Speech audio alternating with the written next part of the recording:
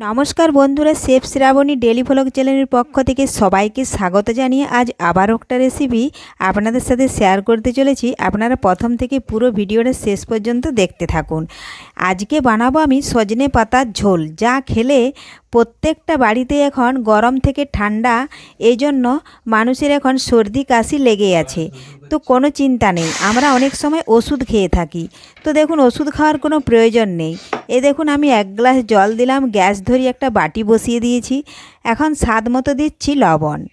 এখন সজনে পাতা একটি ডাল আমি কেটে নিয়েছি, ভেঙে নিয়ে সেটা বেছে ধুয়ে নিয়েছি। আর জলের মধ্যে দেখুন দিলাম কয়েক কোয়া রসুন আর দারচিনি।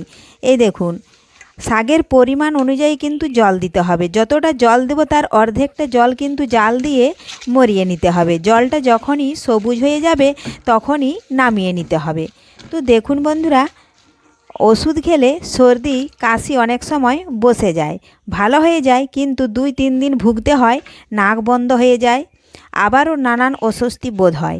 কিন্তু ওষুধ একদম খাওয়া চলে না, সর্দির ওষুধ খাওয়া ভালো নয়। এই জন্য দেখুন, আমি ঠান্ডা লাগলে বা সর্দি হলে চোখে নাকে যদি জল পড়ে আমি এই টোটকাটা করে থাকি। তো দেখুন বন্ধুরা, শাকগুলো আমি জলের মধ্যে দিয়ে দিলাম।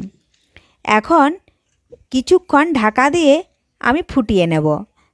তার ফলে অনেকটা জল মরে যাবে ও সবুজ হয়ে আসবে।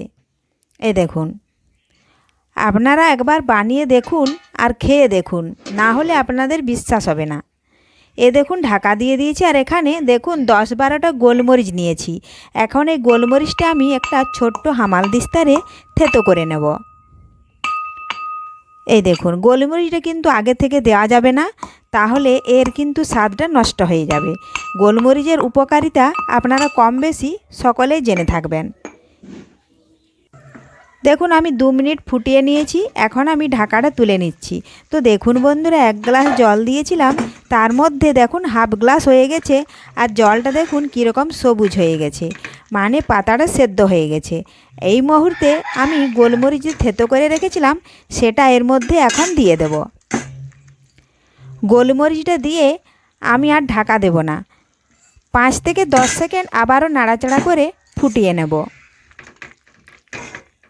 আর তাহলেই তৈরি হয়ে গেল সজনে পাতার ঝোল।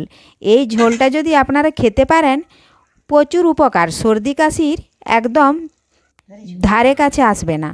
তো দেখুন বন্ধুরা, আমি পাতাটা একটু সাইড করে নিচ্ছি আর নামিয়ে বাটিতে ঢেলে নিচ্ছি। এখন আমি ঠান্ডা করে এটা যদি সকাল বিকেল 2 থেকে 3 দিন আপনারা খেতে পারেন, তাহলে সর্দি কাশি ভালো হবে। এবং যাদের প্রেশার আছে, হাই প্রেশার, তারাও যদি এইভাবে খেতে পারেন তাহলে তাদের প্রেশার অনেকটাই নর্মাল চলে আসে।